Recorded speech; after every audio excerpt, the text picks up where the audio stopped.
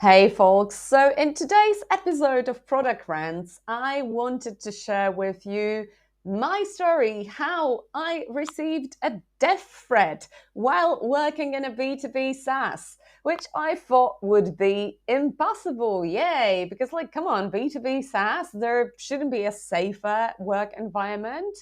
Right? You should have some standards in business and what can be so emotional in B2B SaaS that would trigger such an unprofessional response from a product user. Apparently, there is something that can cause such uncivilized and emotional responses from your users, and this is a price increase. Yay! So basically what happened was a price increase announcement that went terribly wrong, and it didn't reach a certain user who was got very upset about having his price increase from $0 to $8 per month. That was it, really. It was when I was working in Postfitty a couple of years ago, which was a small social media scheduling tool. And it basically was changing its whole pricing strategy from a freemium model, which can give rise to a lot of entitlement from its users, to a free trial model. And unfortunately, we made a mistake at that point of not grandfathering the old customers, the old freemium users. So what we should have done is just leave them alone, leave them on this pricing tier. What we did instead is that we offered them a 90% off a discount voucher for about 3 months. But this particular user, he either didn't get the memo or didn't take it seriously, or I don't know, thought that he's going to blackmail us to just give him the account for free, which didn't happen, by the way. In general, it was pretty shocking, right? And maybe you won't get such horrific responses from your users, but you don't really want to wrap them up the wrong way and get a massive churn as a result of your price increase. So here are a few tips for doing your price increases and price increase announcements right. Okay, so let's start from the price increase itself. When should you increase your prices? So obviously the inflation now is crazy and everything is getting more expensive. The operational costs of running your SaaS businesses are definitely increasing, but your customers really don't care about that. So this is not the right reason to increase your price, or at least this is not the right way to explain your price increase to your customers. I mean, the inflation affects them all, right? So they are also experiencing the downsides. They're also experiencing the price hikes in all domains. So why would they care about the increase of your operational costs? No. So that's a lame excuse from their perspective. And what you should do instead is base your price increase on the value you're giving to your customers. So ideally, your price increase should coincide with a major product upgrade. So like a major product launch, for instance, launching new feature that will add significantly more value to your customers. Ideally, your pricing in general, from my perspective at least, that's my opinion, should be value-based. What is value-based pricing?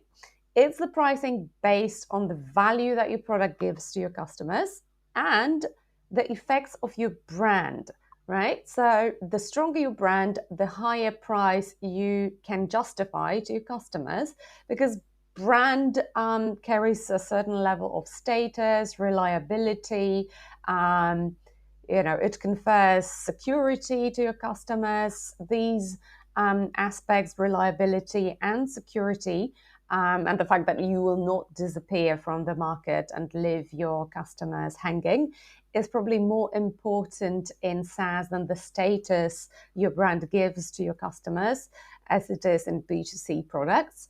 But still, your brand matters, and you can justify a higher price if you have a strong brand. The more challenging aspect of value-based pricing is the aspect of how much value you're actually giving to your customers and which customers, right? That's usually why you have price differentiation by plans, right? And the plans are targeted at different types of customers, different ICP personas, because different personas can be getting a different level of value from your product. How to calculate the value of your product? So if you have a straightforward case like we are lucky to have a user pilot, you can literally put a price tag on the value that your customers are getting. So, for example, a user pilot can be used for building new user onboarding, which has a direct impact on new user activation metric. User activation is a metric that has the highest correlation with MRR growth. So actually, if your user activation goes up by 25%, your MRR will go up by 34% in 12 months. So we ran multiple case studies which showed us that our customers are able to achieve at least 10% increase in user activation as a result of implementing user pilot for new user onboarding the right way. I included some case studies in this newsletter.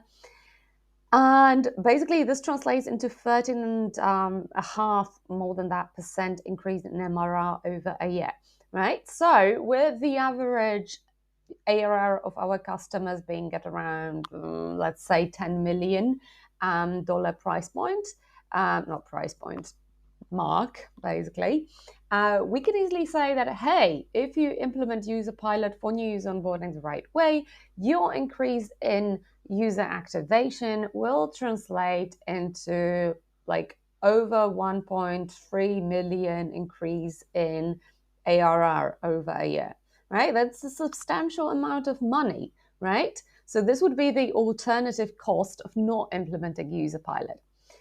Another alternative cost is the cost of hiring a product manager and an additional engineer to build these onboarding experiences in-house. So if the company is already convinced that they need user onboarding, right, because of the importance of user activation, they may be thinking that, oh, hey, we can build it in-house. It may be cheaper. No, it's not cheaper if you consider the cost of hiring, right, and the cost of wasted time on building these tools in-house while you could already have your user onboarding implemented inside your product.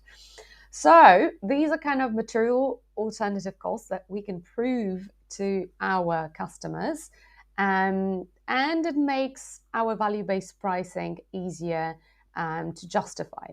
But still, if we wanted to increase our pricing, we would need to add some extra value on top of this 1.5 million in alternative costs to demonstrate that our users are not going to get a worse deal, right, than the old customers when they are signing up, because the perceived expense of the price increase is always higher because it's like palpable. This is what is going out of your pocket, compared to the alternative costs, which are kind of intangible because they are actually not leaving the company's bank account, right? They're just not being added to the bank account. So I hope this explains what value-based pricing is and how you can leverage it to explain the price increase to your customers. And now, important public service announcement. Ideally, don't increase the price for your existing customers. I know it's tempting because you could make such an easy buck, but a lot of your customers could potentially churn, which would offset the positive effects of the price increase among the customers that stay. And besides, it will definitely leave some bad aftertaste lingering. So your customers, even if there is some extra value added to your product, they will feel a bit like they're getting a worse deal. So you may want to grandfather your old customers, which means that they will stay on the old pricing tier.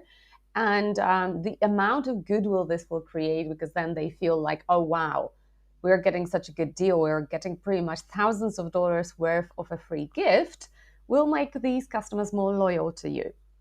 And there are other ways to basically make up for not increasing your price for existing customers, which is making the right price increase announcements well in advance, ideally around 2-3 months in advance, right? So the people that are kind of sitting on the fence, especially if you have a freemium model, are going to, jump off the fence on the right side and sign up to your paid plans with the existing pricing, right? So create this FOMO by announcing your upcoming price increase inside your app. And below, I included a video of myself creating a price increase banner. Actually, that's on top of the pricing page. That's not inside the app, but I could do exactly the same thing inside the app in like less than 2 minutes with User Pilot. And yeah, I already kind of spilled the beans about the next point, right? Including the price increase information inside the app for the right segment of users.